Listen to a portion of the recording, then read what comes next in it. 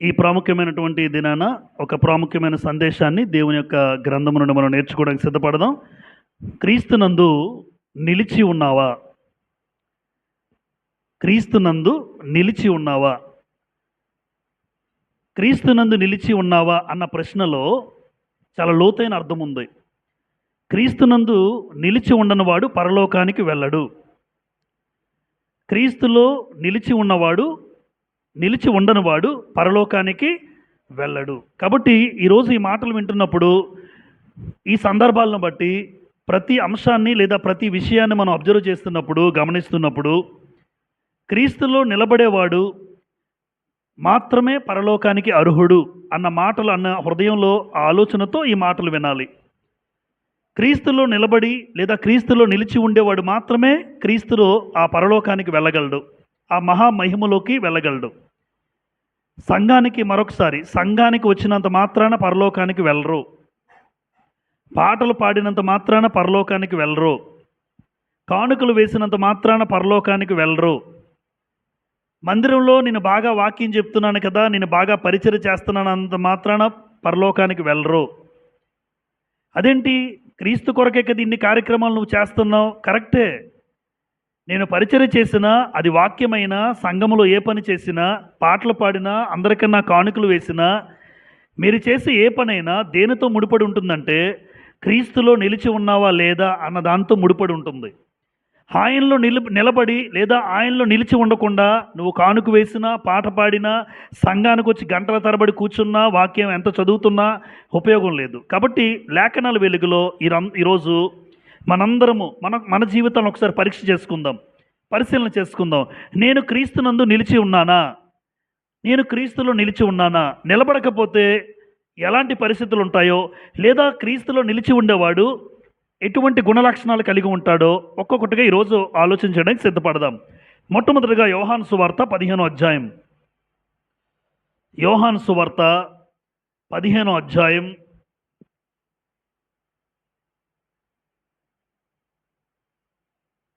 యోహాను సువార్త 15వ అధ్యాయం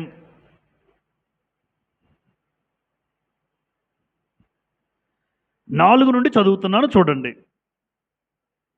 ఈ మాటలు స్వయంగా మాట్లాడుతుంది ఎవరు అంటే యేసు ప్రభువారు మాట్లాడుతున్నారు. నాయందు నిలిచి ఉండుడి. ఆ మాట చూసారా? నాయందు నిలిచి ఉండుడి, మీ యందు నేనును నిలిచి ఉందును. ముందు ఎవరు ఉండాలి? యేసు ప్రభు రావాలా? నేను ఆయన దగ్గరికి వెళ్ళాలా? అది దేవుడు మన ఇంటికి రాకూడదు, మనమే దేవుడి దగ్గరికి వెళ్ళాలి ముందు. అప్పుడు ఆయన వచ్చే అవకాశం ఉంటుంది. నాయందు నిలిచి ఉండుడి, మీ యందు నేనును, అంటే ముందు నాలో మీరు ఉంటే అప్పుడు నేను మీలో ఉండడానికి ఇష్టపడతాను. అసలు నాలోనే నువ్వు లేకపోతే నువ్వెవరివి, నాకు సంబంధం లేదంటాడు యేసు ప్రభు. అంటే నాయందు మీరు ఉండండి, అప్పుడు నేనును మీ యందు నిలిచి ఉందును. తీగే ఏమన్నాడు చూడండి అర్థం కావడానికి. తీగే ద్రాక్షావళిలో నిలిచి ఉంటేనే కానీ తనంతట తానే ఎలాగూ ఫలింపదో, అలాగే నాయందు నిలిచి ఉంటేనే కానీ మీరును ఫలింపరు. అమ్మ, తీగ ద్రాక్షావళి ఉంది, ద్రాక్షావళి బాగా ఏదంటే ఏమంటారు, పందిర్లాగా అల్లికి వేసింది ద్రాక్షావళి. ఆ ద్రాక్షావళి ఒక తీగ అనుకుందట, నీలో ఉండను, దూరంగా వెళ్ళిపోతాను అనుకుని తీగ దూరంగా పడిపోయింది అనుకోండి. ఓ మొక్క కట్ చేయండి మీరు, అదేమవుతుంది? తీగ ఎండిపోద్ది. తీగ ఎక్కడ ఉండాలి? ద్రాక్షావళితో ఉంటేనే తీగకు ఫలింపు ఉంటుంది. లేదు నా ఇష్టం, నేను బయటికి వెళ్ళిపోతాను, నేను ఇలాగే ఉంటాను, నీ యందు నేను నిలిచోను అని నువ్వు అనుకుంటే ఉండు. తర్వాత అన్నాడు చూడండి, అలాగే నా యందు నిలిచి ఉంటేనే కానీ మీరును ఫలింపరు. 5వ వచనం, ద్రాక్షావళిని నేను, అంటే క్రీస్తు ప్రభు ఎవరు? ద్రాక్షావళి. తీగలు క్రైస్తవులు, మీరు. ఎవడు నా యందు నిలిచి ఉండునో, నేను ఎవని యందు నిలిచి ఉందునో వాడు బహుగా ఫలించును. నాకు వేరుగా ఉండి మీరేమీ చేయలేరు. తర్వాత, ఎవడైనను నా యందు, ఈ మాట 6వ వచనం చూడండి, ఎవడైనను నా యందు నిలిచి ఉండని ఎడల వాడు తీగవలే బయట పారవేయబడి ఎండిపోవును. మనుషులు అట్టి వాటిని పోగు చేసి అగ్నిలో పారవేతురు, అవి కాలిపోవును. కాబట్టి తీగ ఎప్పుడు కూడా ద్రాక్షవల్లిలో ఉంటేనే తీగకి తీగ ఫలిస్తుంది. లేదు ద్రాక్షావళికి వేరైపోతే తీగకు ఫలింపు ఉండదు, ఎండిపోద్ది, కాల్చడానికి సిద్ధంగా ఉంది. ఈరోజు మానవ జీవితాలు అక్కడ పెట్టుకోండి, మీరు మానవ జీవితాలు అక్కడ పెట్టుకోండి. క్రీస్తులో ఉంటేనే నాకు ఫలింపు ఉంటుంది. క్రీస్తుకు వేరైపోతే, సంఘానికి దూరం అయిపోతే నీకు ఎప్పుడు ఫలింపు రాదు. ఒక వ్యక్తి అన్నాడట, నేను ఇంట్లో ఉన్నా ఆత్మీయంగా బతకగలను అన్నాడంట. తప్పురా బాబు, నువ్వు ఇంట్లో ఉంటే ఆత్మీయంగా బ్రతకలేవు. సంఘానికి దూరమై, దేవుని వాక్యానికి దూరమై, దేవుని సన్నిధికి దూరమైతే నువ్వు ఎప్పటికీ ఫలించు. ముందు ఎవరు వెళ్ళాలి? నేను సంఘం దగ్గరికి వెళ్ళాలి, నేను క్రీస్తు ప్రభు దగ్గరికి వెళ్ళాలి, నేను సంఘంలో ఉండాలి. నా యందు నిలిచి ఉండండి, అప్పుడు నేను మీ యందు ఉంటాను. నువ్వు ఇక్కడికి రాకుండా నువ్వే దేవుడి దగ్గర, దేవుడే నా ఇంటికి రావాలంటావు. కాబట్టి ఆలోచించండి. ఇక్కడ చెప్పబడిన మాట నిలిచి ఉండుట అనే మాటకు అర్థం ఏంటి అంటే, నిలిచి ఉండుట అంటే అనుసరించుట, గైకొనుట, ప్రవర్తించుట, పాటించుట. ఇవన్నీ ఒకలాంటి అర్థాన్ని ఇస్తున్నాయి. అనుసరించడం, గైకోవడం, ప్రవర్తించడం, పాటించడం అంటే ఇవి ఎవరైతే చేస్తారో వారు దేవుని యందు లేదా క్రీస్తు ప్రభునందు నిలిచి ఉండేవాడు. క్రీస్తునందు నిలిచి ఉండడం అంటే ఏంటో ఈరోజు ఒక్కొక్కటిగా నేను చెప్తాను. నిలిచి ఉండడం అన్న మాటకు అర్థం చూస్తాం మనం. అనుసరించటం, గైకొనుట, ప్రవర్తించుట, పాటించుట. ఇప్పుడు నిలిచి ఉండేవాడు ఎలా ఉంటాడో, అసలు నిలిచి ఉండడం అంటే అర్థం ఏంటో ఒక్కొక్కటిగా మనం చూద్దాం. నెంబర్ 1 చదవండి. వాక్యమందు నిలిచి ఉండడం అన్న మాటకు అర్థం ఏంటి? వాక్యమందు నిలిచి ఉండడం, అంతేగాని నిలిచి ఉండడం అంటే సంఘానికి వచ్చి నిలిచి ఉండడం అనుకుంటే పొరపాటు. వాక్యమందు నిలబడడం, వాక్యమందు నిలిచి ఉండడం. యోహాను సువార్త 8వ అధ్యాయం చూడండి. యోహాను సువార్త 8వ అధ్యాయం 31 చదువుదాం. చూడండి 31. కాబట్టి యేసు తన నమ్మిన యూదులతో, మీరు నా వాక్యమందు ఏమన్నాడు? యేసుప్రభు వారు నిలిచిన వారైతే నిజముగా నాకు శిష్యులై ఉండి సత్యమును, అంటే వాక్యముందు నిలిచిన వారు. ఇప్పుడు క్రీస్తునందు నిలిచి ఉండడం ఎవరైనా అన్నారనుకోండి, పాఠం చూడండి. క్రీస్తునందు నిలిచి ఉన్నావా? అసలు క్రీస్తునందు నిలిచి ఉండడం అంటే అర్థం ఏంటి అంటే ఆయన వాక్యమందు నిలిచి ఉండడం. అదే చెప్పాడు ఇక్కడ, నా వాక్యమందు నిలిచి ఉండడం. మరొకసారి యోహాను సువార్త 8:31. కాబట్టి యేసు తన నమ్మిన యూదులతో చెప్తున్నాడు, మీరు నా వాక్యమందు నిలిచిన వారైతే, అంటే వాక్యం ఏదైతే యేసు ప్రభు ప్రకటించాడో, ఆ వాక్యమైన ప్రభు ఏదైతే మాట్లాడాడో, వాక్యము లేకుండా మీరుంటే నా యందు నిలిచి ఉన్నవారైతే కాదు. వాక్యము లేకపోతే మీరు నా యందు నిలిచి ఉన్నవారైతే కాదు. అంటే యూదులతో చెప్తూ యేసు ప్రభు, యూదులారా, ఏ వాక్యం అయితే మీకు ఇచ్చానో, ఏ ధర్మశాస్త్రం అయితే మీ చేతుల్లో పెట్టానో, అది గనుక మీరు పాటించకపోతే, అది గనుక మీరు అనుసరించకపోతే, అలా మీరు ప్రవర్తించకపోతే మీ జీవితంలో నా యందు నిలిచి ఉన్నవారు కారు. చూడండి, నా యందు నిలిచి ఉన్నవారు కాదు. ఈరోజు మనకేం అర్థం అవ్వాలి? యూదులతో చెప్తున్నాడు కదా, కాదు. యూదులకు చెప్తూ ఈరోజు క్రైస్తవులకు ఏం చెప్తున్నాడంటే, ఏ 66 పుస్తకాలు అయితే మన చేతుల్లో దేవుడు పెట్టాడో, ఈ 66 పుస్తకాల ప్రకారం నీ జీవితంలో వాక్యానుసారంగా నువ్వు నిలిచి ఉండడం అంటే అర్థం ఏంటంటే ఆయన మాటలను గైకొనడం. అది క్రీస్తునందు నిలిచి ఉండడం. అది యోహాను సువార్త 5:38. మరొక మాట యోహాను సువార్తలోనే చదువుదాం. చూడండి, యోహాను సువార్త 5:38లో, ఆయన ఎవరిని పంపెనో ఆయనను మీరు నమ్మలేదు గనుక మీలో ఆయన వాక్యము నిలిచి ఉండలేదు. వాక్యము నిలిచి ఉండకపోతే ఆ వ్యక్తి క్రీస్తులో నిలిచి ఉన్నవాడైతే కాదు. గ్యారంటీ రాసి పెట్టుకోవచ్చు మనం. వాక్యములో నిలబడకపోతే, లేదా వాక్యము నాలో లేకపోతే, వాక్య ప్రకారం నేను ప్రవర్తించకపోతే నేను క్రీస్తునందు నిలిచి ఉన్నవాడిని కాను. అది కొంచెం కష్టమైన మాట అయినా తప్పదు. మరి ఇంకా ఈరోజు వాక్యం వింటున్న నేను, నా జీవితంలో దేవుడు మాట్లాడుతున్నప్పటికీ కూడా ఆ వాక్యమందు, ఆ మాటల ప్రకారం నేను ప్రవర్తించకపోతే నేను ఖచ్చితంగా ఆయన వాక్యమందు నిలబడిన వాడిని అయితే కాదు, ఆయన వాక్య ప్రకారం నడుచుకున్న వాడిని అయితే కాదు. కాబట్టి ఈరోజు ఎంతమంది మన జీవితంలో అలా ప్రవర్తిస్తున్నామో చూడండి. యోహాను సువార్త 15వ అధ్యాయం యోహాను సువార్త 15వ అధ్యాయం 7వ వచనం. నాయందు మీరును, చూడండి, మీయందు నా మాటలను నిలిచి ఉండిన ఎడల మీకేది ఇష్టమో అడుగుడి, అది మీకు. అమ్మ, నాయందు మీరును, మీ యందు ఏముండాలన్నారు? నా మాటలు. చూసారా? అంటే ఏ వాక్యమైతే దేవుడిచ్చాడో ఆ వాక్యము నీ యందు నిలబడాలి, నీ యందు నిలిచి ఉండాలి. మీ యందు లేదా మీలో ఏముండాలి? నా మాటలు ఉండాలి.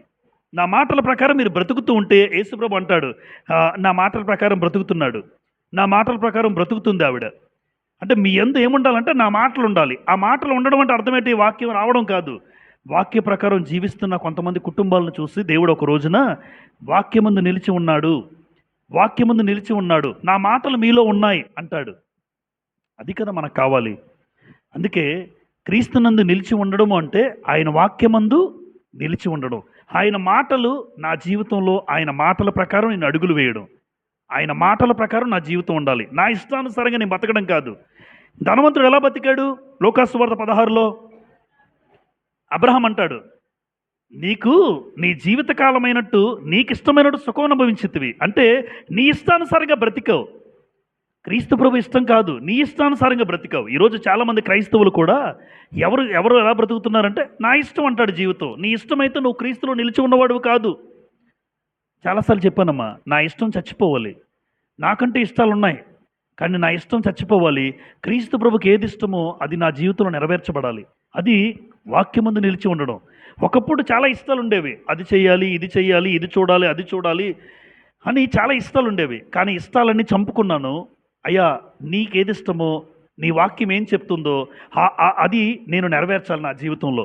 అది నిజంగా వాక్యమందు నిలిచి ఉండడం. నెంబర్ 2, క్రీస్తునందు నిలిచి ఉండేవాడు, క్రీస్తునందు నిలిచి ఉండేవాడు ఏమవుతాడు తెలుసమ్మా? రాకడలో ఎత్తబడతాడు, మహిమలోకి వెళ్తాడు. ఇది గొప్ప అవకాశమేనా కాదా? యేసుప్రభు రెండో రాకడలో ఎత్తబడాలి అంటే ఎంత గొప్ప అవకాశం. అందరూ ఎత్తబడరు అందరూ ఎత్తబడరు. చాలామంది కోటాను కోట్ల, సుమారుగా 350 కోట్లకు పైగా, సుమారు 400 కోట్లు క్రైస్తవులు ఉన్నారనుకో ప్రపంచంలో. అందరూ ఎత్తబడతారా? అందరూ ఎత్తబడరు. ఏమన్నారు? పిలువబడినవారు అనేకులు, ఏర్పరచబడిన వారు ఎందుకు కొందరు అంటే అందరూ ఎత్తబడరు. అయితే ఒకటి, నేను ఎత్తబడాలి అంటే, నేను మహిమలోకి ప్రవేశించాలి అంటే ఖచ్చితంగా క్రీస్తునందు ఏమవ్వాలి? నేను నిలిచి ఉండాలి. క్రీస్తులో నిలిచి ఉండేవాడు మాత్రమే రాకడలో ఎత్తబడతాడు. మొదటి యోహాను పత్రిక, యోహాను రాసిన మొదటి పత్రిక 2వ అధ్యాయం, యోహాను రాసిన మొదటి పత్రిక 2వ అధ్యాయం చూడండి. యోహాను రాసిన మొదటి పత్రిక 2వ అధ్యాయం 28వ వచనం చదువుతాను. కాబట్టి చిన్నపిల్లలారా, ఆయన ప్రత్యక్షమగినప్పుడు, ఆయన అంటే ఎవరు? ఆయన ప్రత్యక్షమవుతాడా? యేసుప్రభు ప్రత్యక్షమవుతారు. ఆయన రాకడయందు మనము ఆయన ఎదుట సిగ్గుపడక ధైర్యము కలిగి ఉండినట్లు మీరు ఆయన యందు నిలిచి ఉండుడి. ఆ మాట చూసారమ్మా? మీరు ఆయన యందు నిలిచి ఉండుడి. ఆయన యందు నిలిచి ఉండడం అంటే క్రీస్తునందు నిలిచి ఉండడం. క్రీస్తునందు నిలబడేవాడు మాత్రమే ఒక రోజున యేసుప్రభు రెండవ రాకడలో ప్రత్యక్షమైనప్పుడు ధైర్యంగా ఉంటాడు. లేదంటే సిగ్గుపడి తలదించుకుంటారు కొంతమంది. ఎందుకు సిగ్గుపడి తలదించుకుంటాడంటే, దేవుడు ఆయుష్కాలం అంతా ఏదో ఫ్రీగా బ్రతికేసినట్టు బతికేస్తాడు, తన ఇష్టానుసారంగా బతికేస్తాడు. అలా బతికేవాడు ఒక రోజున సిగ్గుపడతాడు, ఒక రోజున తలదించుకుంటాడు. అరే, ఇచ్చిన ఆయుష్కాలం అంతా కూడా వ్యర్థంగా గడిపేశానే, నా ఇష్టానుసారంగా బతికేశానే, అసలు క్రీస్తులో ఉన్నావా? లేవు. అందుకే రాకడలో నువ్వు ఎత్తబడవు. ఎంత గొప్ప అవకాశం తెలుసమ్మా? చిన్న అవకాశం కాదు అది. రాకడలో ఎత్తబడాలంటే తండ్రి అయిన దేవుడు, కుమారుడైన యేసుక్రీస్తు ఏ మహిమా లోకంలో ఉన్నారో ఆ మహిమా లోకంలో నువ్వు ప్రవేశించాలంటే ఖచ్చితంగా క్రీస్తునందు నిలబడే వాళ్ళు మాత్రమే వెళ్తారు. అందుకే ఆయన ప్రత్యక్షమగినప్పుడు, ఆయన రాకడ యందు మనం ఆయన ఎదుట సిగ్గుపడకుండా ధైర్యము కలిగి ఉండినట్లు మీరు ఆయన యందు నిలిచి ఉండుడి. ఆయన యందు నిలిచి ఉండేవాడు మాత్రమే క్రీస్తు ప్రభు రెండవ రాకడలో ఎత్తబడతాడు. తెస్సలోనికలకు రాసిన మొదటి పత్రిక, పౌలు గారు కూడా ఈ మాట రాస్తారు. ఇక్కడ చూడండి, తెస్సలోనికలకు రాసిన మొదటి పత్రిక 4వ అధ్యాయం, మొదటి తెస్సలోనికలకు రాసిన పత్రిక 4వ అధ్యాయం 15వ వచనం చదువుతాను. 15 చూడండి. మేము ప్రభువు మాటను బట్టి మీతో చెప్పున్నదేమనగా, ప్రభువు రాకడ వరకు సజీవులమై ఏమన్నాడు? నిలిచి ఉండు మనము అన్నాడు. అంటే నిలిచి ఉండేవాడు. చూడండి, ప్రభువు మాటను బట్టి మీతో చెప్పినదేమనగా, ప్రభువు రాకడ వరకు సజీవులమై నిలిచి ఉండు మనము నిద్రించిన వారికంటే ముందుగా ఆయన సన్నిధి చేరము. అంటే నిలిచి ఉండడము అంటే ఆయన వాక్యమందు లేదా యేసు ప్రభునందు నిలిచి ఉండేవాడు. 17 ఆ మీదట సజీవులమై నిలిచి ఉండు మనము. ఆ మీదట సజీవులమై నిలిచి ఉండు మనము అంటే భూమి మీద బ్రతుకుతున్నటువంటి మనం ఎలా ఉన్నాడంటే నిలిచి ఉండేవాడు మాత్రమే అన్నాడు. మరొకసారి 2 సార్లు చెప్పాడు. నిలిచి ఉండేవాడు, క్రీస్తునందు నిలిచి ఉండేవాడు సజీవులుగా భూమి మీద ఉంటే, ఆ భూమి మీద వాస్తవానికి మనకన్నా ముందు చనిపోయిన వారు ఎక్కడికి వెళ్తారు? ముందు వాళ్ళు వెళ్తారు. ముందు వాళ్ళు క్రీస్తులో వాళ్ళు ఉంటే వాళ్ళు వెళ్తారు. ఆ ప్రకారం భూమి మీద ఒకవేళ యేసుప్రభు వచ్చేసరికి నేనింకా మీరింకా మనం ఇంకా బతికే ఉన్నాం అనుకోండి. యేసుప్రభు వచ్చేసరికి మనం ఇంకా బతికే ఉంటే అప్పుడు నాలో ఉన్నాడా లేదా, క్రీస్తులో నిలిచి ఉన్నాడా లేదా అని ముందు చూసుకొని అలాంటి వారిని రాకడలోకి తీసుకెళ్తాడు. రెండో రాకడలో ఎత్తబడతాడు, ఆ మహిమలోకి ప్రవేశిస్తాడు. రోమపత్రిక 5వ అధ్యాయం, రోమీలకు రాసిన పత్రిక 5వ అధ్యాయం చూడండి.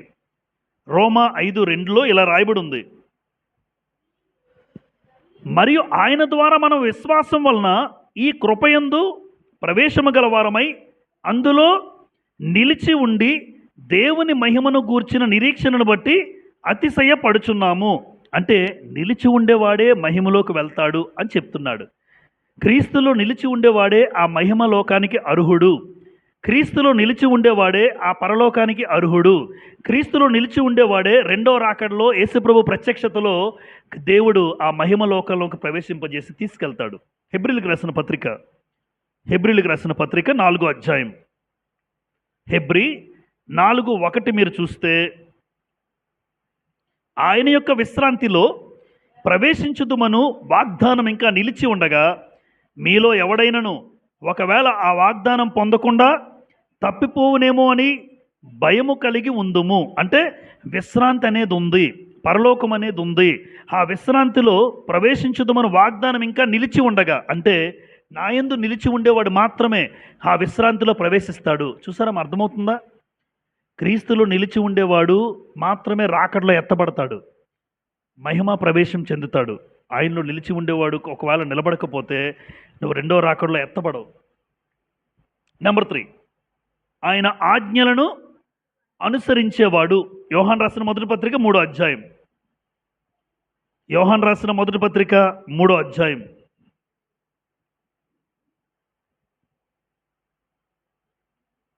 23 చదువుతాను చూడండి. 23,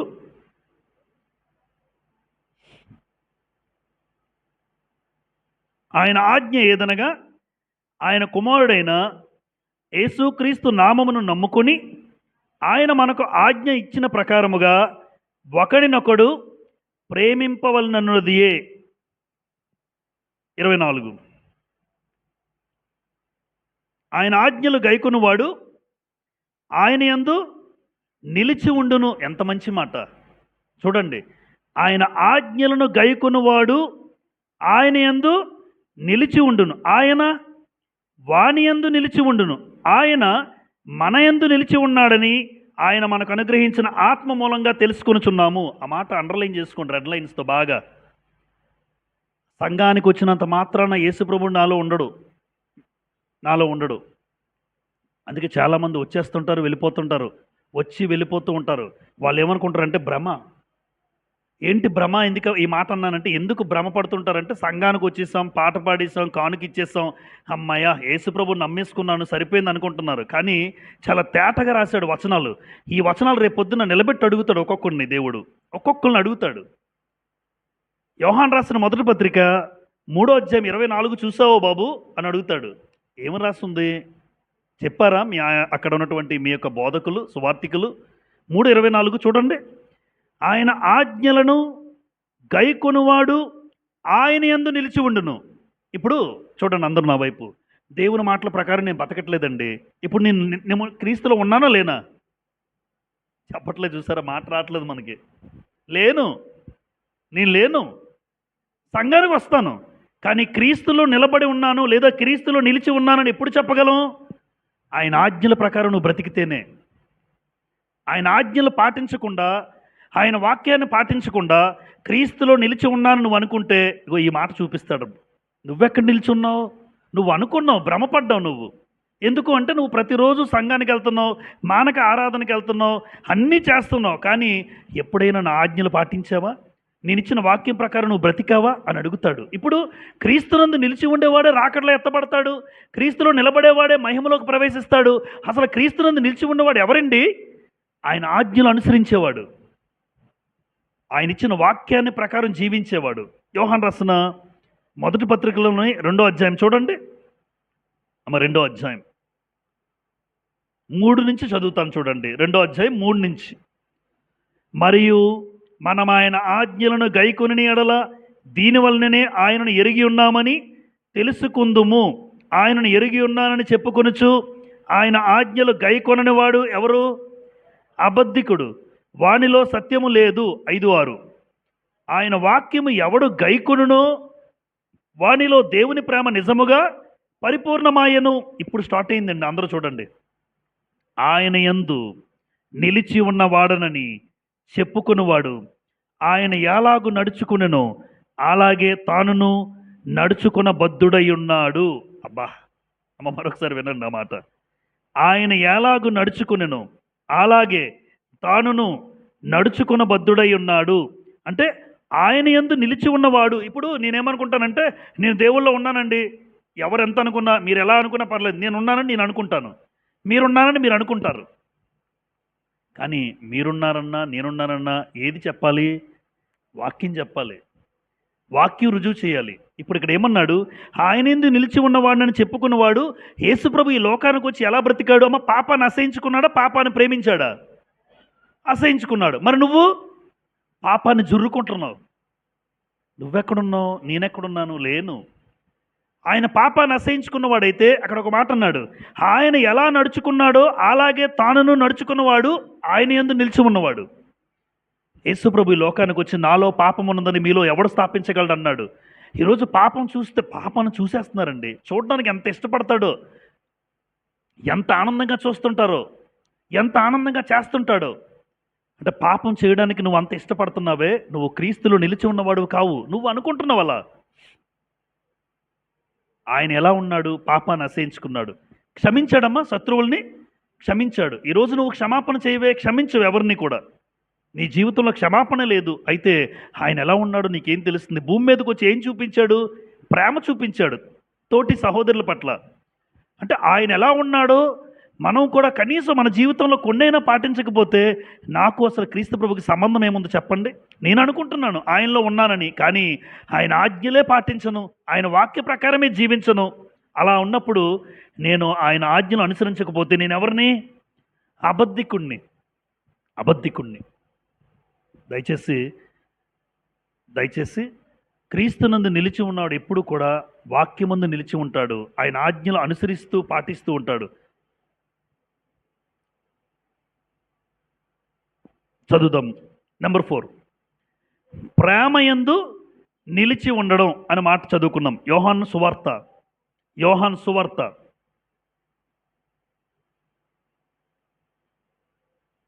15వ అధ్యాయమే. యోహాను సువార్త 15వ అధ్యాయం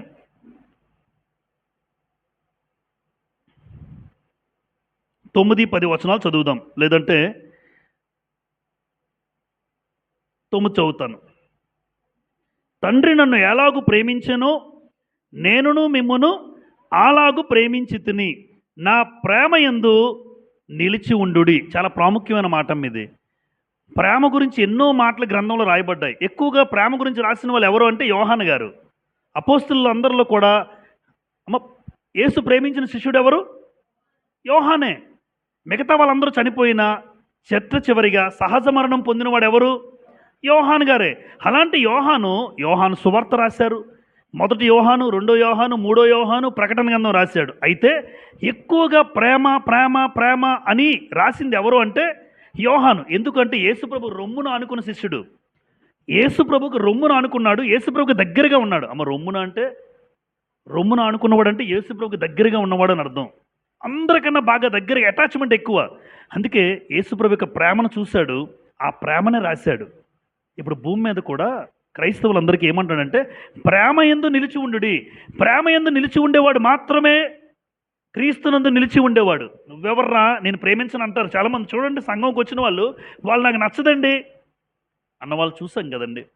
ఆ కుటుంబమే పడదు నాకు, వాళ్ళతో నేను మాట్లాడను, వీళ్ళతో నేను మాట్లాడను. అయితే నువ్వు క్రీస్తులో నిలబడలేవు బాబు, నువ్వు క్రీస్తులో నిలిచి ఉండలేదు. పైగా వీళ్ళు ఏమనుకుంటారు చెప్పండి, క్రీస్తులో బాగున్నావు అనుకుంటున్నారు. అందుకే చెప్తుంటాను, నువ్వు క్రీస్తులో బాగున్నావని నువ్వు అనుకుంటున్నావు, కానీ ఆ కుటుంబం అంటే నచ్చదు, ఆ సహోదరుడు అంటే నచ్చదు, ఈ సహోదరు అంటే నచ్చదు. నువ్వు వాళ్ళతో మాట్లాడుకున్నావంటే అసలు నువ్వు క్రీస్తులో నిలిచి ఉండలేదు. చూసారా, నిజంగా క్రీస్తులో నిలిచి ఉండేవాడు తోటి సహోదరుని ఏం చేస్తాడు? అమ్మ ఏం చేస్తాడు? యోహాను పత్రిక వెళ్దాం. ఎందుకంటే ప్రేమ అనగానే యోహాన్ గారే ఆయన రాసిన పత్రికల్లో, యోహాన్ రాసిన మొదటి పత్రిక 4:12 చూడండి. ఏ మానవుడును దేవుణ్ణి ఎప్పుడునూ చూచి ఉండలేదు. ఎవరైనా దేవుణ్ణి చూసారా? చూడలేదు. మన ఒకరినొకడు ప్రేమించిన ఎడల దేవుడు మన యందు నిలిచి ఉండును. ఆ మాట చూసారమ్మా. ఇప్పుడు ఆ సహోదరుడు ఉన్నాడండి, బ్రదర్ ఉన్నారు, ఆయన ఉన్నారు, సిస్టర్ ఉన్నారు. ఇప్పుడు వాళ్ళ పట్ల నేను ప్రేమిస్తేనే మా మధ్య ఎవరున్నట్టు దేవుడున్నాడు కాబట్టి ఆయన ప్రేమించగలుగుతున్నాను. వాస్తవానికి ప్రేమించను నేను, ఎందుకంటే ఆయన ఎవరో నేనెవరో. నాకేమైనా బంధువా? జనరల్గా నాకేమైనా రక్త సంబంధా? కాదే. అలాంటప్పుడు నేను ఎలా ప్రేమించగలను? నిజంగా దేవుడు మా మధ్య ఉన్నాడు కాబట్టి ఒక సహోదరుడిగా ఆయన ప్రేమించగలుగుతున్నాను, ఒక సహోదరిగా ఆవిడని ప్రేమించగలుగుతున్నాను. అంటే దేవుడు మన యందు నిలిచి ఉంటాడు. కానీ వాళ్ళంటే నాకు పడదు అన్నావంటే నువ్వు క్రీస్తులో నిలిచి ఉండలేదు. ఇంకా నువ్వు క్రీస్తు రాకడ గురించి, ఎత్తబడే విషయం గురించి మాట్లాడకూడదు, ఇంకా అవ్వదు. చూసారా ఎంత పెద్ద సమస్య ఎదురవుతుందో. చాలామంది అందుకే ఎత్తబడరు. రెండో రాకడలో చాలామంది సంఘంలో ఎందుకు విడవబడతారంటే ప్రేమ ఉండదు. ప్రేమ చల్లారిపోద్ది అన్నాడు యేసుప్రభు మత్తయి సువార్త 24వ అధ్యాయంలో. అక్రమం విస్తరించుట చేత ప్రేమ చల్లారిపోద్ది. కానీ ప్రేమ ఎప్పుడు నిలిచి ఉండాలి. ఒక సహోదరుడి పట్ల, సహోదరి పట్ల ఎప్పుడు ప్రేమ చూపించే మనస్తత్వం నాకు ఉండాలి, మనకు ఉండాలి. ప్రేమ లేకుండా అసలు దేవుణ్ణి చూసిన వాడైతే కాదని రాసేసాడు. 4:7 చూస్తారా, లేదా 4:8. దేవుడు ప్రేమస్వరూపి, ప్రేమ లేనివాడు దేవుని ఎరుగడు అనేసాడు ఒక మాట. ఇప్పుడు ఆయన నాకు పడదు అని నేను అన్నాను అనుకోండి, అసలు నువ్వు క్రీస్తులోనే లేవు. క్రీస్తు ప్రభు ఏం చూపించాడు? ఈ లోకానికి వచ్చి ఒక మాదిరి చూపించాడు. కనుక మనందరి జీవితాల్లో కూడా సహోదరుని ప్రేమిస్తున్నావా అని రాశాను అక్కడ. మనం ఒకరినొకడు ప్రేమించిన దేవుడు మన యందు నిలిచి ఉంటాడు. ఎప్పుడు కూడా అమ్మ మన నోటి వెంట ఏమి రాకూడదంటే, ఈరోజు విన్న మాటలు బట్టి ఆవిడ నాకు పడదు అని నేను అనకూడదు. ఎప్పుడు రాకూడదు. ఆయన నాకు పడదు, ఈవిడ నాకు పడదు అనకూడదు. అందరికీ ప్రేమే చూపిస్తాను, అయితే వాక్యాన్ని మాత్రం తప్పకూడదు. వాక్యాన్ని తప్పక ప్రేమ చూపిస్తాను. ఇప్పుడు ఎవరైనా వాక్యం తప్పేటట్లుగా నాకు ఎవరైనా ప్రేరేపించారనుకోండి, అప్పుడు నేను ప్రేమ చూపించలేను. ఎందుకంటే నన్ను వాక్యానుసారంగా నడవకుండా చేస్తున్నాడు అనుకోండి, ఆ వ్యక్తికి నేను దూరంగా ఉంటాను అంతే. అలాగే నా వ్యక్తి మీద కోపం కాదు, ఆ వ్యక్తికి నేను దూరంగా ఉంటాను అలా. అంతేగాని వాక్యం ప్రకారంగా ఎప్పుడూ అందరినీ ప్రేమించాలి. కానీ కావాలని ఎవరైనా నీ వాక్యం దగ్గరికి వచ్చి వాక్యాన్ని తప్పిపోయేటట్లు నేను ఎవరైనా చేస్తే అలాంటి వ్యక్తులకు నేను దూరం అవుతాను అంతే. అలాంటి వ్యక్తులకు దూరం అవుతాను, ఆ వ్యక్తి మీద కోపం కాదు. కాబట్టి ప్రేమ యందు నిలిచి ఉండడం. నిజంగా ప్రేమ లేకపోతే దేవుని ఎరిగిన వాడైతే కాదు. అందుకే చాలామంది సంఘానికి వచ్చిన వాళ్ళు కూడా మన దగ్గర ఇప్పటికీ స్టిల్ చెప్తున్నారు చాలామంది, ఆ కుటుంబం అంటే నాకు నచ్చదండి, ఆ కుటుంబంతో నేను మాట్లాడినండి. అప్పుడు నిజంగా వాక్యాన్ని బట్టి నువ్వు క్రీస్తులో లేవు అనిపిస్తుంది. లేవు. నెంబర్ 5 ప్రాముఖ్యమైనది, క్రీస్తు బోధయందు నిలిచి ఉండేవాడే క్రీస్తునందు నిలిచి ఉండేవాడు. ఈ మధ్య రీసెంట్గా వరలక్ష్మి గారి ఇంటికి వచ్చిందంట ఒక చెల్లి, బోధ తీసుకొచ్చింది. కొత్త రకమైన బోధ అంటే సత్యవాక్యాన్ని సరిగా విభజించడం తెలియాలి. గ్రంథాన్ని అందరికీ విభజించడం చేత కాదు, నిజం చెప్తున్నాను, గొప్పగా చెప్పట్లే. గ్రంథాన్ని విభజించడం చేతనవ్వాలి. గ్రంథములో ఉన్నటువంటి పితరుల యుగము, గ్రంథంలో ఉన్నటువంటి ధర్మశాస్త్ర యుగము, గ్రంథంలో క్రైస్తవ యుగం అనేది చాలామందికి తెలియదు. తెలియక యేసుప్రభు కాలం నాటి సంగతి, అసలు యేసుప్రభువే ధర్మశాస్త్ర కాలానికి చెందినవాడు, ధర్మశాస్త్ర కాలంలో ఉన్నవాడు. అలాంటప్పుడు ఏది పాటిస్తాడు? కొత్త నిబంధన లేదు. యేసుప్రభు ధర్మశాస్త్ర కాలానికి చెందినవాడు కనుక ఆయన ధర్మశాస్త్రాన్ని పాటిస్తాడు, తండ్రి ఇచ్చిన ధర్మశాస్త్రాన్ని. ఈరోజు ఆ ధర్మశాస్త్రానికి కొట్టివేసి ఆ ధర్మశాస్త్రాన్ని సంపూర్ణం చేసి యేసుప్రభు కొత్త నిబంధన తీసుకొచ్చి ఒక వాక్యాన్ని మన చేతుల్లో పెడితే క్రీస్తు బోధ ఎందు నిలబడకుండా ఉన్నవాళ్ళు ఉన్నారు. అందుకే ఆ చెల్లి వచ్చి శనివారం ప్రభు వల్ల తీసుకోవాలి. ఎప్పుడమ్మా? శనివారం. ఎప్పుడెప్పుడు? సంవత్సరానికి ఒక్కసారి. అంటే ఎంతగా చూడండి, ఎవరు బోధిస్తున్నారో తెలీదు. ఆ సేవకుడు నరకానికి వెళ్తాడు, ఆ సంఘం నరకానికి వెళ్ళిపోద్ది. 2 తిమోతి పత్రిక ఒక మాట చూపిస్తాను మీకు. 2 తిమోతి 2వ అధ్యాయం, 2 తిమోతి 2వ అధ్యాయం 15వ వచనం చూడండి.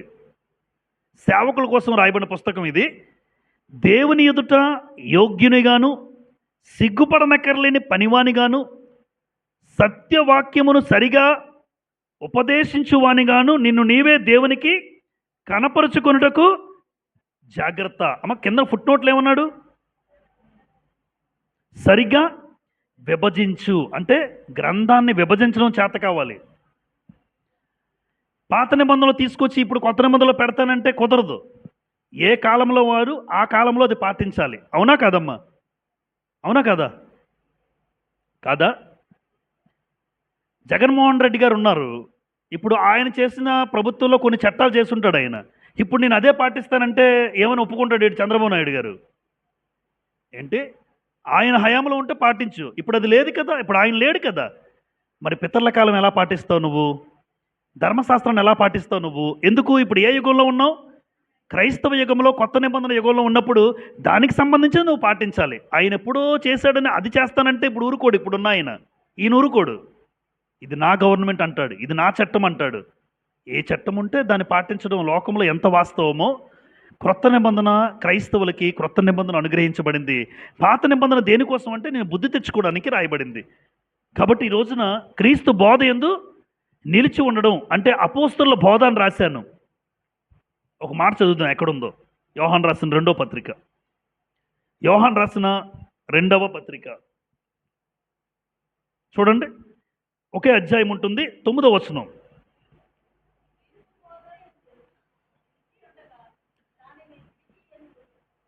క్రీస్తు బోధయందు నిలిచి ఉండక దానిని విడిచి ముందుకు సాగు ప్రతివాడును దేవుణ్ణి అంగీకరించేవాడా? దేవుణ్ణి అంగీకరింపనివాడు. ఆ బోధయందు నిలిచి ఉండేవాడు తండ్రిని కుమారుని అంగీకరించేవాడు. ఎవడైనను ఈ బోధను తేక మీ యొద్దకు వచ్చిన యెడల వానిని మీ ఇంట చేర్చుకోవద్దు, శుభమని వానితో చెప్పవద్దు. శుభమని వానితో చెప్పువాడు వాని దుష్టక్రియల్లో పాలివాడగును. ఎంత గొప్ప మాట అన్నాడండి. వాడికి వందనాలు కూడా చెప్పొద్దు బాబు, నువ్వు అవసరం లేదు. ఎక్కడో లేని బోధన చెప్తున్నాడంటే అసలు మీరు ఇక్కడి నుంచి వెళ్ళిపోతే మంచిది. గౌరవంగా ప్లీజ్ మీరు ఇక్కడి నుంచి వెళ్ళిపోవచ్చు. వాళ్ళతో వాగ్వాదం పెట్టుకోకర్లేదు, వాళ్ళతో గొడవ పెట్టుకోనక్కర్లేదు. దయచేసి మీరు ఇక్కడి నుంచి వెళ్ళిపోండి అంతే. క్రీస్తు బోధ యందు నిలిచి ఉండేవాడు మాత్రమే క్రీస్తునందు నిలిచి ఉండేవాడు. ఏంటి క్రీస్తు బోధ? ఏంటి క్రీస్తు బోధ అంటే యేసుప్రభు ఈ లోకానికి వచ్చి తండ్రి ఏదైతే చెప్పాడో అది తీసుకొచ్చాడు ఈ లోకానికి. అది ఎవరి ద్వారా ఎవరికి అప్పగించాడు? 12 మంది అపోస్తలులకు అప్పగించాడు. ఈ అపోస్తలులకు భూలోకంలోకి పంపించాడు. భూలోకాన్ని తలకిందులు చేశారు వీళ్ళందరూ. ఆయా ప్రాంతాలకు విస్తరించి వాక్యాన్ని ప్రకటించారు. అందుకే ఎప్పుడు గుర్తుపెట్టుకోవాల్సిన విషయం ఏంటంటమ్మా, అపోస్తలుల బోధ అన్న క్రీస్తు బోధ అన్న ఒకటే. కాబట్టి క్రీస్తు బోధ కాకుండా ఎవరైనా మీ దగ్గరికి లేని మాట, క్రీస్తు బోధ అనగానే మళ్ళీ కొత్తగా ఎక్కడో చూడకండి, గ్రంథములో ఉన్నది.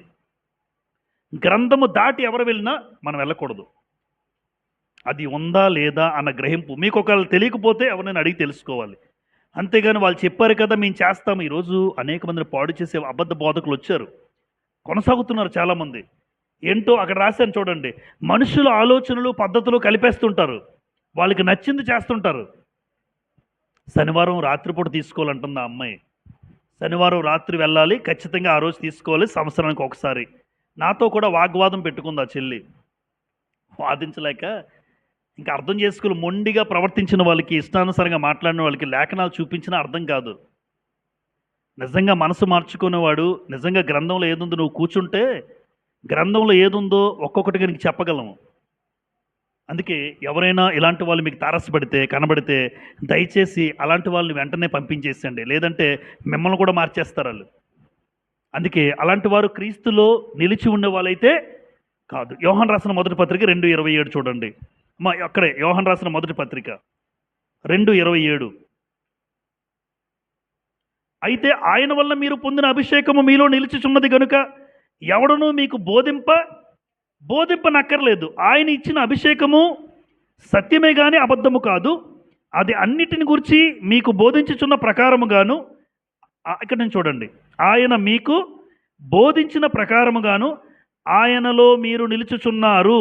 అంటే క్రీస్తు ఏదైతే ఈ లోకానికి వచ్చి మనకి గ్రంథాన్ని అప్పగించారు అపోస్తుల ద్వారా, ఆ మాటలు తప్ప గ్రంథములో లేనిది ఏది చెప్పినా మీరు అది చేయకూడదు. మరొకటి, గ్రంథంలో ఉంటుంది కానీ అది మనం పాటించచ్చా లేదా అనేది కాలాల విభజన బట్టి తెలుసు. అందుకే సత్యవాక్యం ఏమన్నాడు, సరిగా విభజించాలన్నాడు.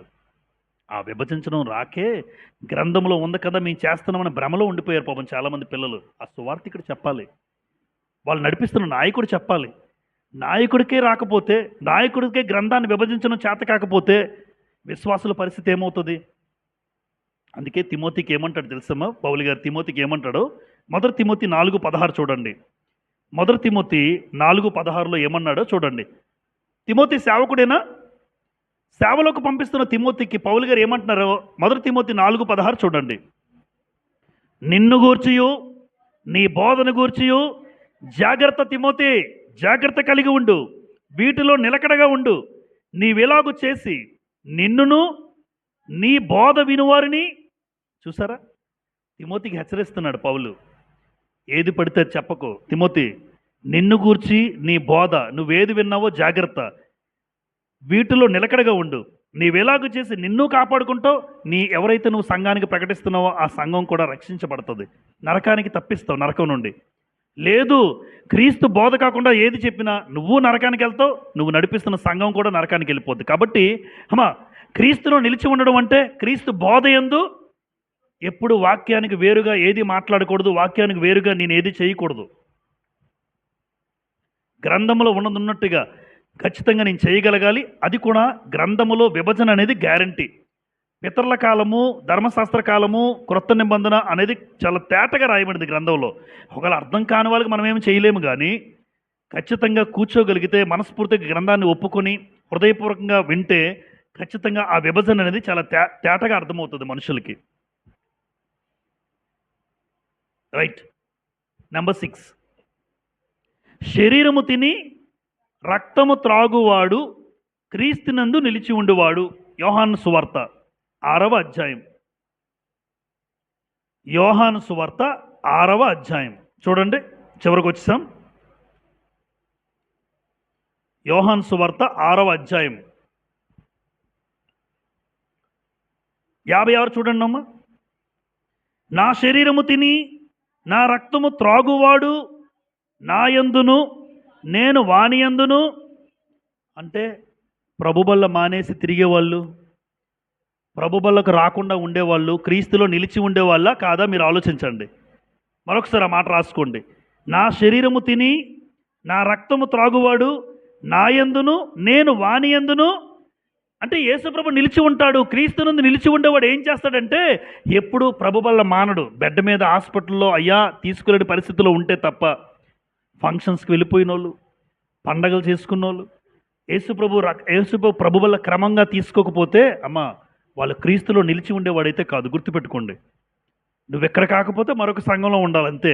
ఖచ్చితంగా ప్రభుబల్ల తీసుకోవాలి. ఒకవేళ నువ్వు రక్షణ పొందితే, నువ్వు క్రీస్తు రక్తంలో కడగబడితే, మన సంఘంలో కాకపోతే నువ్వు ఎక్కడికైనా ఏదైనా స్థలానికి వెళ్తే అక్కడ తీసుకోవాలి అంతే తప్ప ప్రభుబల్ల కనుక క్రమంగా తీసుకోకపోతే, కొంతమంది ఆ చెల్లి చెప్పింది కదా ఇప్పుడు సంవత్సరానికని, కొంతమంది సంఘాల్లో ఎలాగా నెలకు ఒకసారి.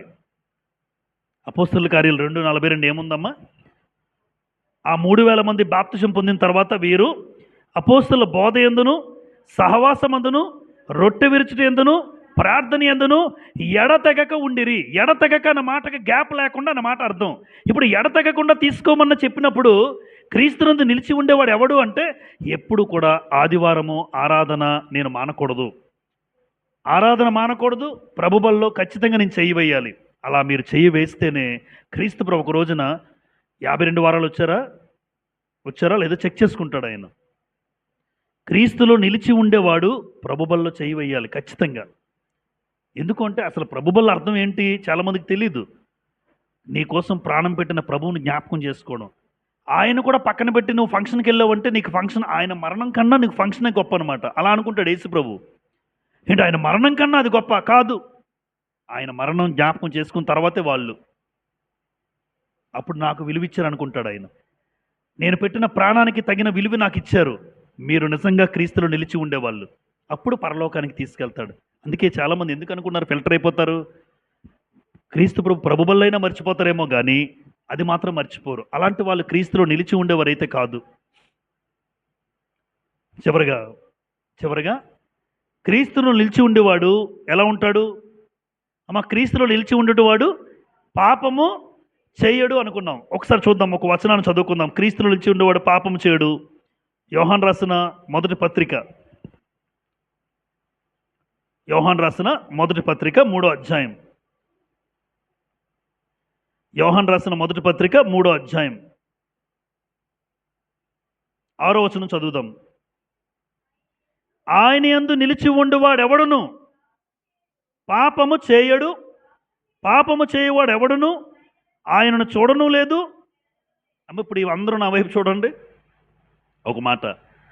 ఆయన యందు నిలిచి ఉండువాడు ఎవడును ఏం చేయడు? పాపం చేసేవాడు.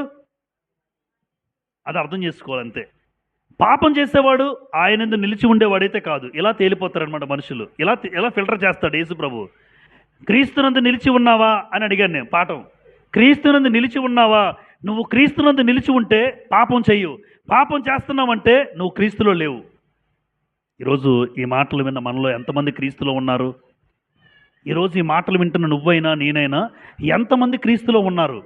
పాపం చేస్తున్నావా? ఒక్కసారి ఆలోచించు. పాపం చేస్తున్నావు అంటే ఖచ్చితంగా నువ్వు క్రీస్తులో లేవని అర్థం.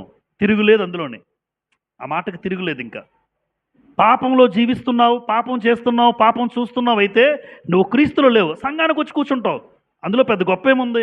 ఎవరైనా వచ్చి కూర్చుంటారు, నేను వచ్చి కూర్చోగలను. కానీ పాపం చేయకుండా ఉండేవాడు క్రీస్తులో నిలిచి ఉండేవాడు. ఎంత గొప్ప అవకాశం ఇచ్చాడు దేవుడు. అందుకే కష్టమే, పాపం చేయకుండా ఉండాలి. నేను క్రీస్తు ప్రభు నాకు కావాలి, క్రీస్తులో నిలిచి ఉండాలనుకునేవాడు ఎప్పుడు పాపం చేయడు. మరొక మాట యోహాను సువార్త చివరిగా యోహాను సువార్త 12వ అధ్యాయం చదువుకొని ప్రార్థన చేసుకుందాం. యోహాను సువార్త 12వ అధ్యాయం 46 చదువుదామా?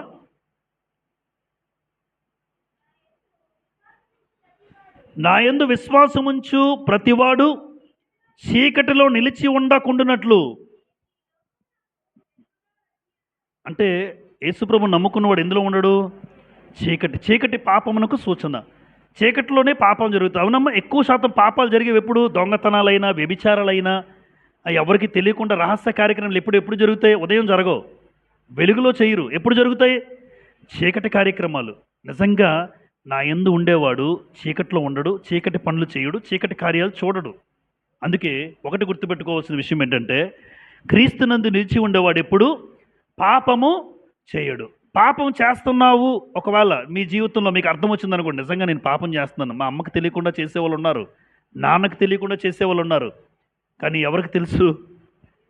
ఆయన చూస్తున్నాడు. ఈరోజు పాస్టర్ గారికి తెలియకపోయినా పర్వాలేదు, ఇక్కడ సువార్థికుడికి తెలియకపోయినా ఉంటుంది, తెలియకుండా చేయొచ్చు. అమ్మా నాన్నకు తెలియకుండా మీరు చేయొచ్చు, కానీ ఆయనకి తెలియకుండా మీరు చేయలేరు. అప్పుడు ఒక రోజున అంటాడు, నువ్వు క్రీస్తునందు సంఘానికి వచ్చినా నా యందు లేవు బాబు అంటాడు. నువ్వు క్రీస్తులో లేవు అంటాడు. ఆ పరిస్థితి మీరైనా నేనైనా తెచ్చుకోకూడదు. నేను క్రీస్తులో ఉన్నాను, నువ్వు క్రీస్తులో నిలబడ్డావని యేసుప్రభు చెప్పాలి, నా గురించైనా మీ గురించైనా. అలా ఉండాలి అంటే పాపమును అసహించుకునే పరిస్థితి నాకు రావాలి. పాపం చూస్తే నాకు నచ్చదు, పాపం చూస్తే అసహించుకోవాలి. చివరి మాట, నీవు క్రీస్తునందు నిలిచి ఉన్నావా? అందరిని అడుగుతున్నాడు ఈరోజు దేవుడు, నీవు క్రీస్తునందు నిలిచి ఉన్నావు. మరొకసారి, నిలిచి ఉండడం అంటే అనుసరించుట, గైకొనుట, ప్రవర్తించుట, పాటించుట. ఇప్పుడు నిలిచి ఉండడం అంటే ఆయన వాక్యమందు నిలిచి ఉండడం. నిలిచి ఉండడం అంటే ఆయన మహిమలో రాకడలో ఎత్తబడే పరిస్థితి మనం పొందుకోవడం. నిలిచి ఉండేవాడే రాకడలో ఎత్తబడతాడు, ఆ మహిమలోకి ప్రవేశిస్తాడు. ఆయన ఆజ్ఞలు అనుసరించేవాడే క్రీస్తునందు నిలిచి ఉండేవాడు. ప్రేమ లేకుండా క్రీస్తులో ఉన్నాను అని చెప్పుకొని ఎవరైనా మీకు చెప్పారనుకోండి, యేసుప్రభు ఏమంటారు? ప్రేమ లేకుండా నువ్వు క్రీస్తులో ఎలా ఉన్నావు? లేవు. ప్రేమ యందు నిలిచి ఉండేవాడు మాత్రమే సహోదరుని ప్రేమిస్తే నిజంగా నాలో నువ్వు. అందుకే ఇద్దరు మధ్య ప్రేమ ఉందంటే అర్థం వారి మధ్య ఎవరున్నారు? మన ఒకరినొకడు ప్రేమించిన ఎడల దేవుడు మన యందు నిలిచి ఉండును అన్నాడు. నాకు నచ్చదు, ఆవిడ ముఖం చూడను, ఈవిడ ముఖం చూడను, అయితే దేవుడు నీ ముఖం చూడడు. అంతే. ఆ ముఖం నచ్చదు, ఈ ముఖం నచ్చదు అంటే నీ ముఖం దేవుడికి నచ్చదు. ఎవరైనా తోటివాడిని ప్రేమించే మనస్తత్వం నీకుంటేనే దేవుడు నీ ముఖం చూసి దేవుడు నీ యందు నిలిచి ఉంటాడు. క్రీస్తు బోధ యందు నిలిచి ఉండడం. ఎప్పుడు వాక్యానికి భిన్నంగా అమ్మ ఎవరు చెప్పినా పర్వాలేదు, ఇబ్బంది లేదు. వాళ్ళు వెళ్ళిపోమని చెప్పచ్చు, దయచేసి మాట్లాడకండి అని చెప్పచ్చు. అంతేగాని రెండుసార్లు కూర్చోండి చాలా బాగా చెప్పారు, లేనిది చెప్పాడు అని కూడా ఎంకరేజ్ చేయకూడదు. ఎప్పుడు ఎవరైనా సరే క్రీస్తు బోధ యందు నిలిచి ఉండాలి. వాక్యానికి వ్యతిరేకంగా ఎంత గొప్పగా చెప్పినా ఆ బోధలో నువ్వు లేనట్లే. అందుకే చెప్తున్నాను, సత్యవాక్యం ఏం చేయాలి? విభజించాలి. చాలామందికి చెప్తున్నాను, ఇప్పుడు కూడా చాలామందికి విభజన రాదు. అక్కడ తీస్తారు, ఇక్కడ తీస్తారు, ఇది ఎందులో ఉంది కదా, ఉంది రైటే, కానీ నీకు అది వర్తిస్తుందా? వర్తించదు. అలాగే చెప్పండి. గవర్నమెంట్లు మారిపోయిన తర్వాత ఆ గవర్నమెంట్లో ఉన్నట్టు చేస్తానంటే పోలీసు లాకప్లో వేస్తాడు. ఆయన అప్పుడున్నప్పుడు నువ్వు చేసావు కరెక్టే, ఎప్పుడు ఆ కాలంలో చేయొచ్చు, అంగీకరిస్తాడు. కానీ ఈ కాలంలో చేయకూడదు, అంగీకరించబడదు. శరీరము రక్తము ప్రభు వల్ల ఎప్పుడు మర్చిపోకొద్దు. ఎప్పుడు దీనికి మించిన గొప్ప పని మరొకటి లేదు. ఏదైనా నా జీవితంలో దాని తర్వాతే. అక్కయినా, చెల్లైనా, నాన్నైనా, తమ్ముడైనా, ఎవరైనా, నా బంధుమిత్రులైనా, రక్త సంబంధికులైనా దాని తర్వాతే నాకు వాళ్ళు. దానికన్నా ముందు వచ్చారు అంటే నేను క్రీస్తులో లేను అంటే అంత కఠినంగా ఉంటాయి క్రీస్తు ప్రభు మాటలు. తప్పదు, మరి కఠినంగా ఉండాలి. క్రీస్తు కోసం నిలబడితేనే యేసు ప్రభు రెండో రాకడలో ఎత్తబడతావు. చివరిగా, పాపము చేసే ప్రతి ఒక్కడు కూడా క్రీస్తులో నిలిచి ఉండేవాడు కాడు. నిజంగా క్రీస్తులో ఉండేవాడు పాపము చేయడు, పాపము చూడడు, పాపాన్ని అసహించుకుంటాడు. కాబట్టి ఈ మాటలు బట్టి ఒక్కసారి ఎవరికి వాళ్ళు పరీక్షించుకుందాం హృదయపూర్వకంగా. అసలు నేను క్రీస్తులో ఉన్నానా? క్రీస్తులో కనుక లేవు, ఒకవేళ మీకు అర్థం వస్తే ఎవరి మనస్సాక్షి వాళ్ళకి చెప్పేస్తుంది. క్రీస్తులో ఉన్నానా లేదా అన్నది నా మనస్సాక్షి నాకు చెప్తుంది, మీ మనస్సాక్షి మీకు చెప్తుంది. ఒకవేళ లేదు, ఒక మీకు సమాధానం వస్తే దయచేసి మోకరిల్లి ఈ మాటలు విన్న తర్వాత కూడా, అయ్యా నీ యందు నిలిచి ఉంటేనే, ఏమన్నాడమ్మా? నా యందు నిలిచి ఉండుడి, నేను మీ యందు నిలిచి ఉంటాను. ఎవడు నా యందు నిలిచి ఉండునో, నేను ఎవని యందు నిలిచి ఉండునో వాడు బహుగా ఫలించును. నాకు వేరుగా ఉండి మీరేమీ చేయలేరు. తీగ వేరుగా వెళ్ళిపోతున్నావు అనుకోండి, నువ్వు కాల్చడానికి సిద్ధంగా ఉన్నావు, ఎండిపోతావు. ఒక్క తీగ ఏం చేస్తావు? బయటికి వెళ్ళి సంఘములో ఉంటేనే ఫలింపు. అలాంటి గొప్ప అవకాశం దేవుడు మనకు అనుగ్రహించాడు యేసు ప్రభు ద్వారా. కాబట్టి క్రీస్తులో నిలబడి ఆ రాకడలో మీరు, నేను, సంఘము ఎత్తబడేవారుగా ఉండాలి. అంత గొప్ప ధన్యకరమైన స్థితిని మనందరం పొందుకోవాలని నన్ను నేను హెచ్చరించుకుంటూ మీకు మనవి చేస్తూ ఉన్నాను. అందరికీ ప్రభుపేట వందనాలు చెల్లిస్తూ ఉన్నాను.